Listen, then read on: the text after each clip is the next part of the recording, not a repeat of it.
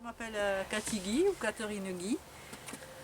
J'ai fait un gros travail sur moi depuis que je suis née à peu près. J'étais toujours inspirée sur d'où on vient, vers où on va, comprendre la souffrance, le bonheur, qu'est-ce qu'on venait faire sur cette terre. Et j'ai beaucoup cherché, j'ai beaucoup réfléchi en me faisant en partant de mon cœur, même enfant, pour voir qu'est-ce qu'il fallait faire ou pas faire. Donc j'avais un esprit assez libre.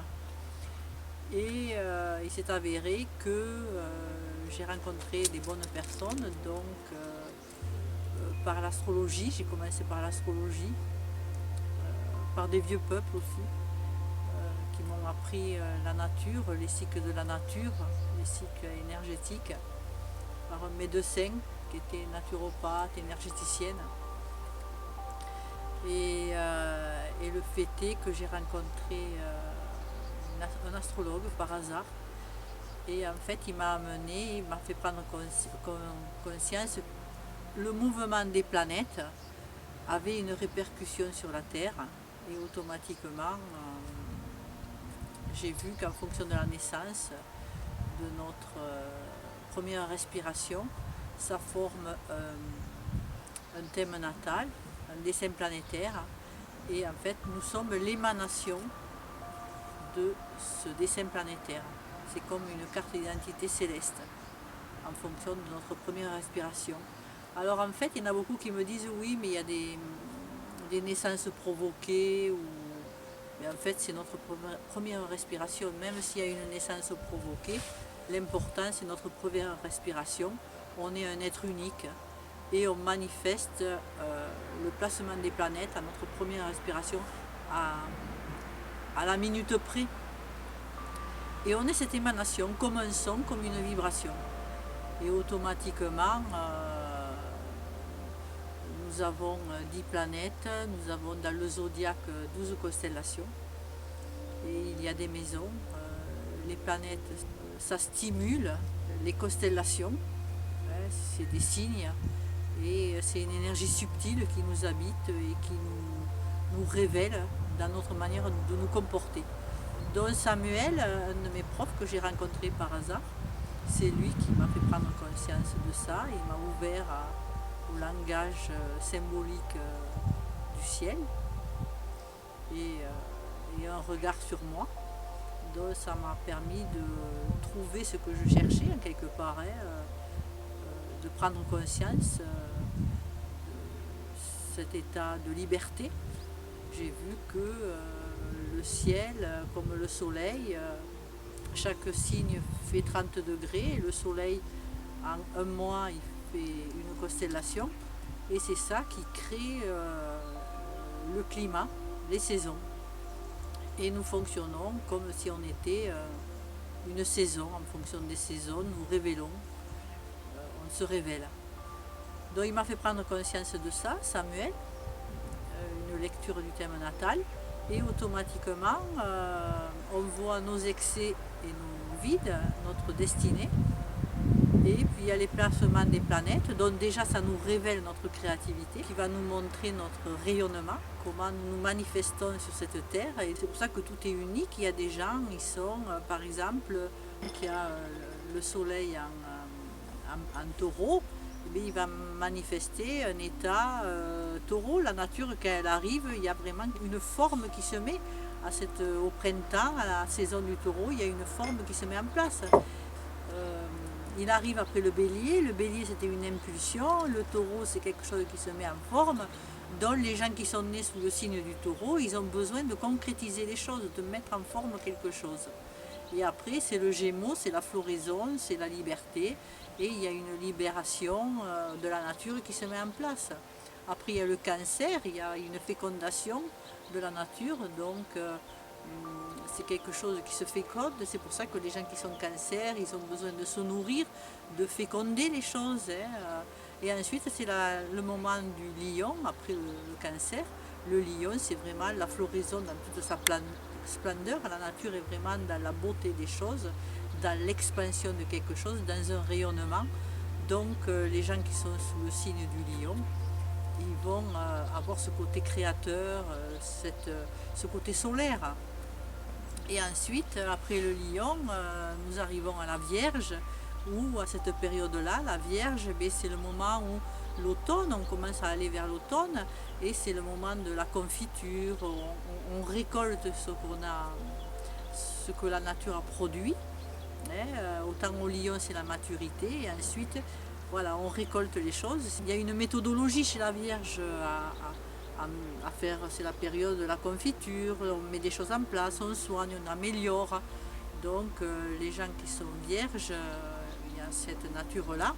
Et ensuite, après la Vierge, donc on est parti du Bélier où il y avait cette impulsion jusqu'à la Vierge où on récolte et on met en place. Et à partir de la Balance, là c'est l'automne et là c'est le partage à l'autre. La Balance, c'est vraiment une relation où l'échange avec l'autre. Donc on échange et on a besoin d'une relation. C'est pour ça que c'est le moment où on rentre dans la relation, dans l'échange.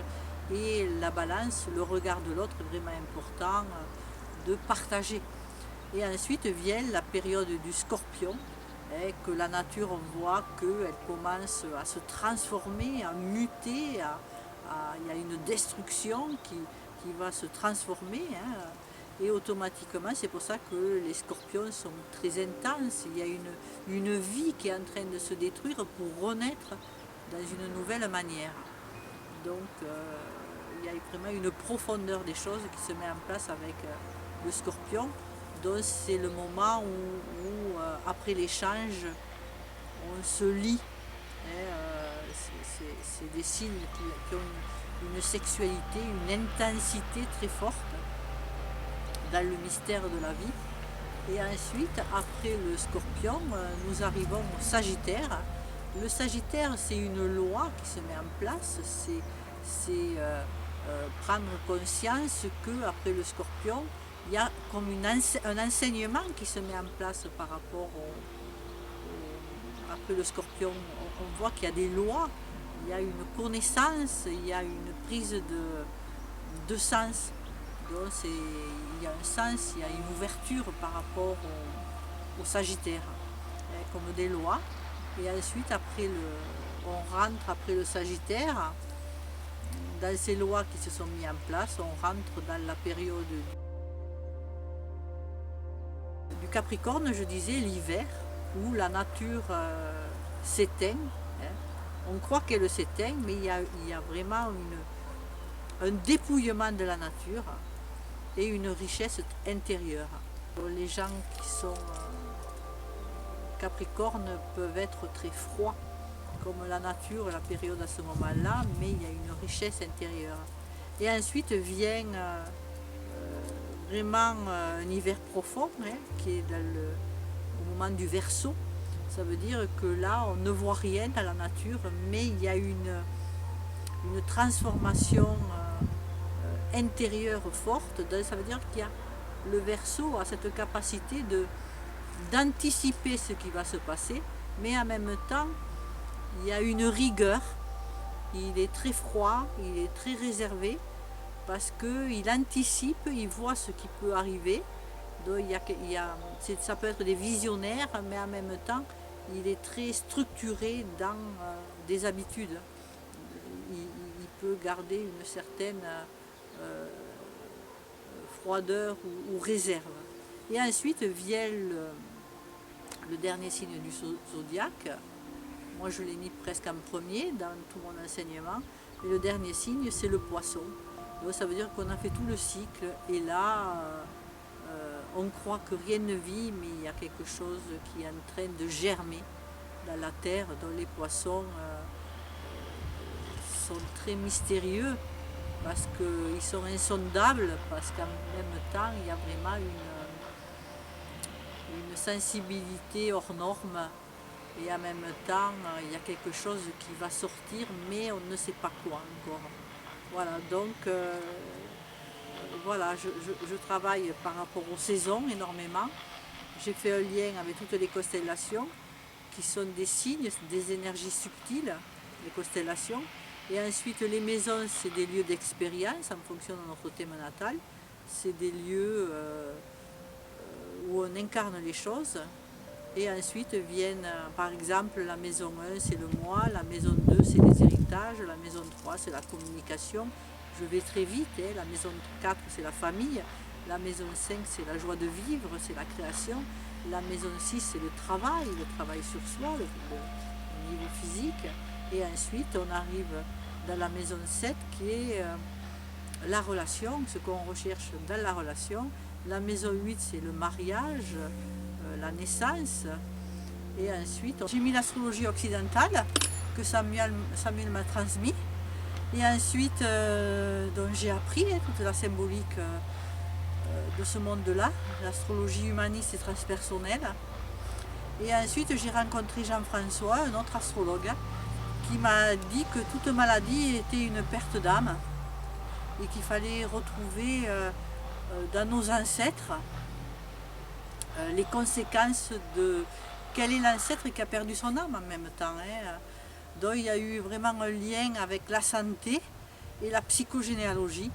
Donc j'ai fait un gros travail avec Samuel, travaillé l'arbre, et avec Jean-François Hôtel, j'ai travaillé les racines, le lien des ancêtres dans la psychogénéalogie et comprendre le sens des ancêtres et les blessures qu'on peut avoir.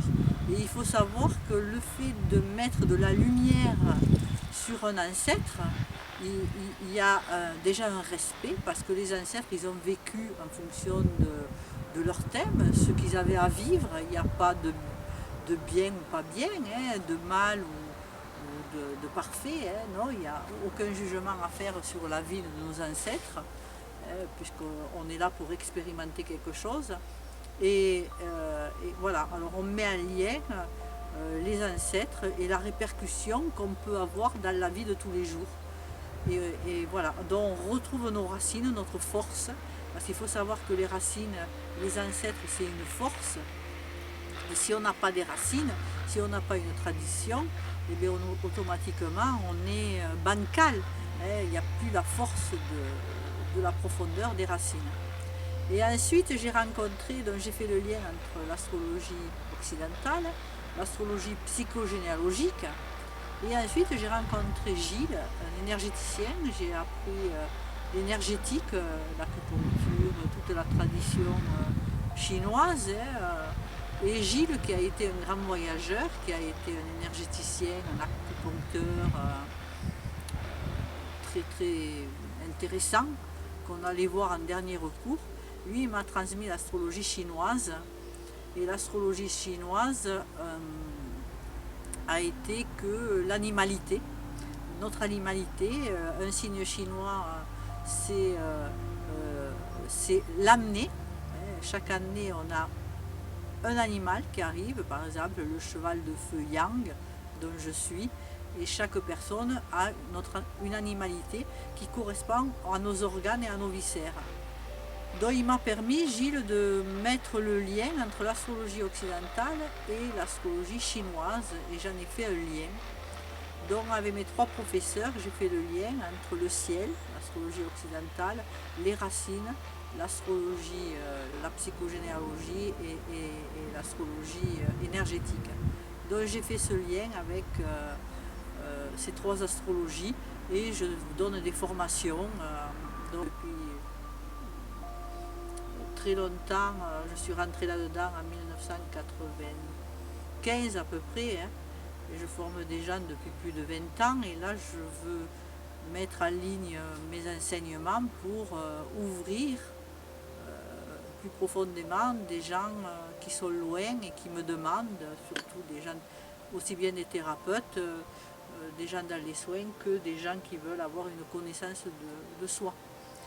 Donc l'astrologie chinoise, elle est basée sur la lune, sur notre animalité, sur nos organes et nos viscères. Et l'astrologie occidentale, elle est basée sur le soleil. C'est un éveil, un rayonnement. Donc cette astrologie, en fait, c'est vraiment le lien entre l'Orient et l'Occident, entre le soleil et la lune. Et quand le soleil et la lune se retrouvent, c'est vraiment un nouveau départ. C'est une nouvelle lune et il y a un nouveau départ. Donc il faut savoir que cette astrologie, depuis que je la transmets, la manière dont je communique aux personnes, je sens que le fait que les gens apprennent, ça amène un nouveau départ dans chaque personne. Voilà, c'est le lien de ce travail. À côté de ça, j'ai rencontré des personnes, des enseignements sur des peuples anciens qui m'ont permis de comprendre que le potentiel était dans l'être, dans la nature de l'esprit. À nous, il y a un état qui n'a jamais été sali. On fait des expériences, mais il y a un état parfait qui n'a jamais été entaché. Alors en fait, tout ce travail de l'astrologie, c'est pour que la personne se reconnaisse, se voie et devienne libre, ne donne plus sa force quelque chose de l'extérieur, mais retrouve le sens en soi en regardant la lecture du ciel, le mouvement de la nature, la répercussion sur la nature, avec voilà, qu'arrive à retrouver le langage et qu'ils redeviennent libres et sortent des dépendances des personnes, des réseaux, ou quoi que ce soit, qui redeviennent un individu. On peut se servir des échanges avec les autres, des réseaux sociaux, mais en même temps, on peut s'en servir, mais garder le libre arbitre à nous, de redevenir maître de sa vie. Donc c'est vraiment important. Et à côté de ça, ces gens, ces vieilles traditions, ces maîtres, ces enseignants, ces sages qui m'ont transmis l'éveil de l'être, qui m'ont fait goûter et toucher la nature de l'esprit à travers l'éveil, on peut dire. L'éveil, c'est retrouver la lumière, la clarté, la conscience. Il y a quand même dans mon enseignement que je transmets à travers l'astrologie, retrouver tout le but de ce travail, c'est être libre, mais en même temps se reconnecter à cette dimension de l'éveil de l'être. Et en même temps, j'ai travaillé aussi avec les arts martiaux, j'ai fait beaucoup d'arts martiaux, le yoga du son, par des mantras, par des sons, qui permet de lâcher l'esprit ordinaire pour retrouver un esprit d'éveil, de paix, de calme, et de se reconnecter avec ce soleil intérieur qui est en nous. Et maintenant, j'en viens aussi à faire aussi de la calligraphie. Ça veut dire que j'ai fait beaucoup de méditation aussi, de sophrologie, relaxation. D'ailleurs, je crée mes propres relaxations depuis très très très longtemps.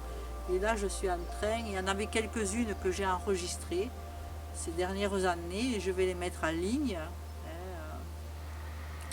Et en même temps, le yoga du son aussi, je vais mettre tout ça en ligne pour que les gens arrivent à lâcher ce mental qui est Mercure, qui nous permet d'échanger, de comprendre, mais que ce ne soit pas lui qui nous gouverne, qu'il nous permette de retrouver cet état intérieur.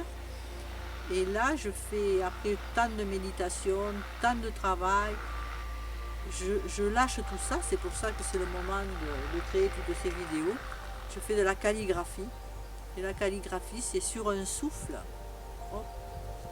Quelque chose se manifeste par le souffle. Donc je suis en train d'écrire un livre sur les astrologies que je viens d'exprimer et sur un livre avec la calligraphie.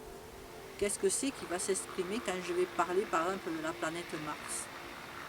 Voilà, il n'y a plus de mental, il n'y a plus de pensée, c'est juste l'instant, la respiration qui va exprimer un geste de calligraphie avec quelques paroles de sagesse ou de compréhension que je mets en place, que je perçois en moi-même et que je vais écrire. Voilà mon travail et ce que je vais transmettre.